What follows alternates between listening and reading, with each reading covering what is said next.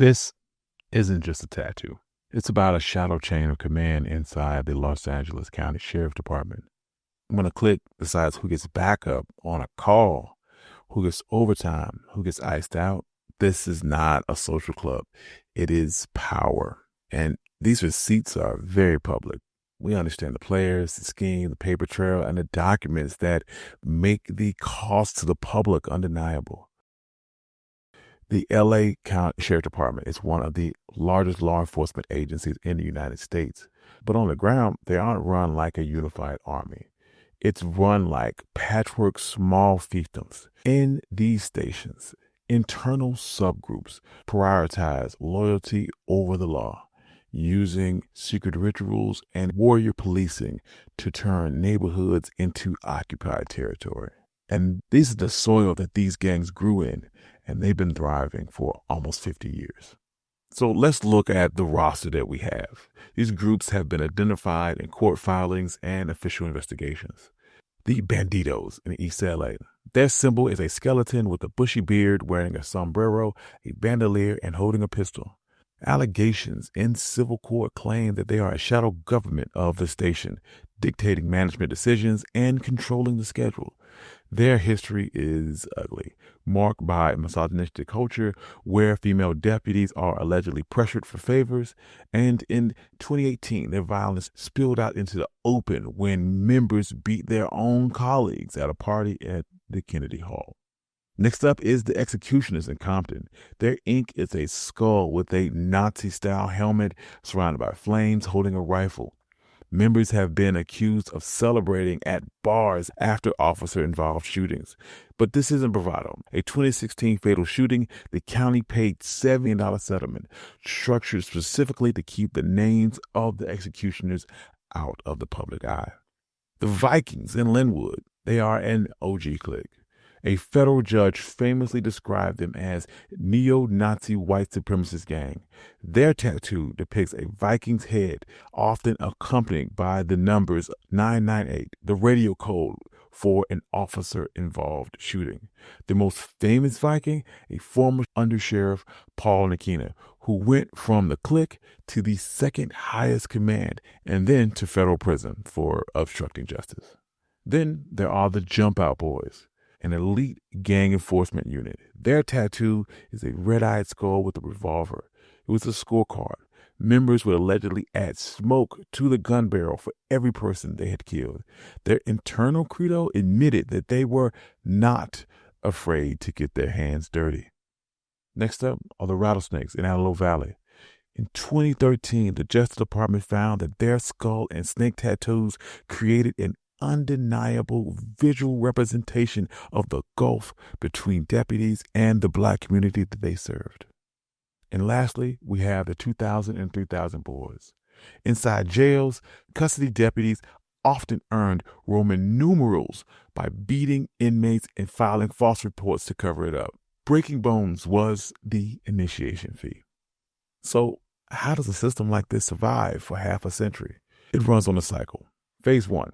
Prospective members, called puppies, have to chase ink.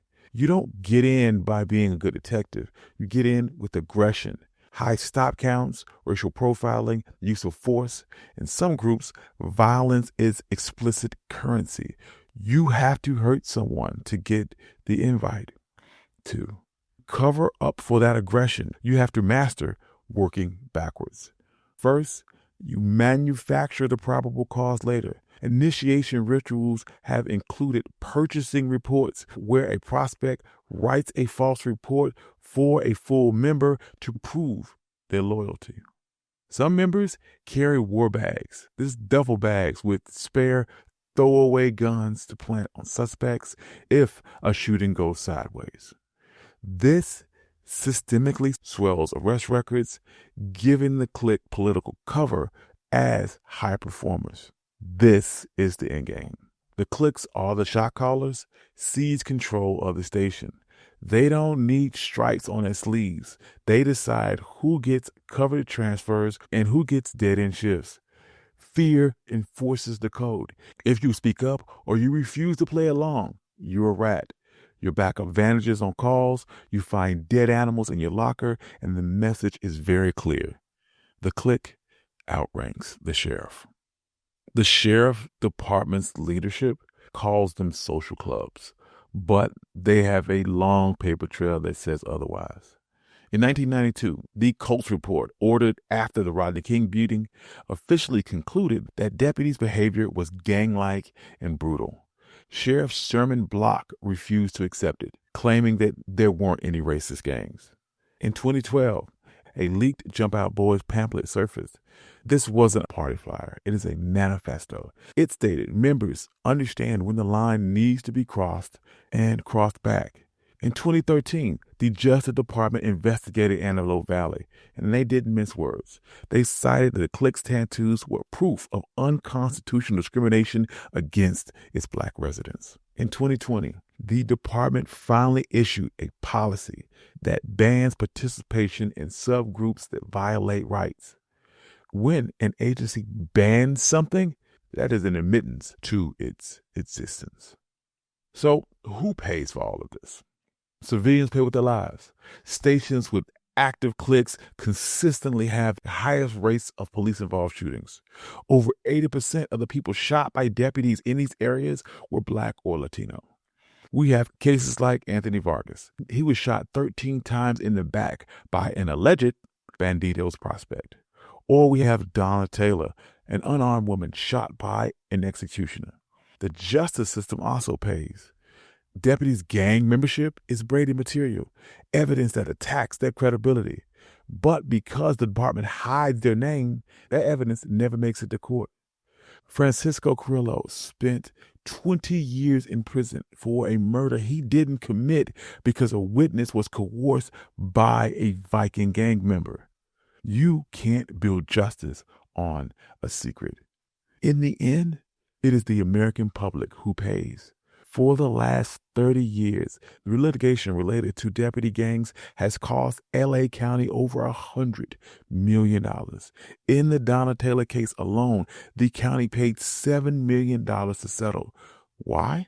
To avoid a court order that would have released a list of the executioners. That is taxpayer money being used to buy silence. Officially, on paper, deputy gangs are banned, but history tells us to watch their actions, not their press release.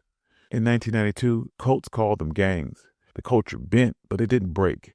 In 2012, the creed said it crossed the line, and the culture bent, and it didn't break. In 2013, the feds found unconstitutional discrimination.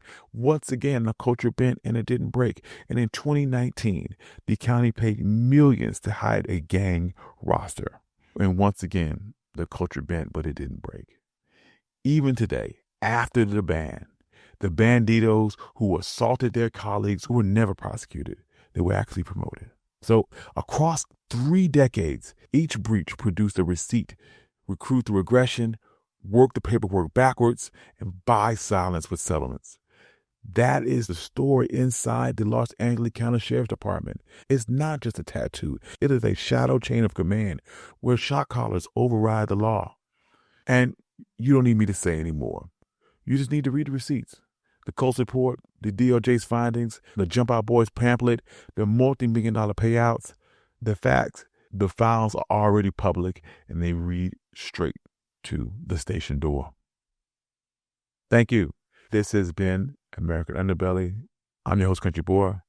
Once again, I don't have anything to say here. I'm glad that you're here. We're going to keep banging out great episodes. I hope you enjoyed this one, and peace.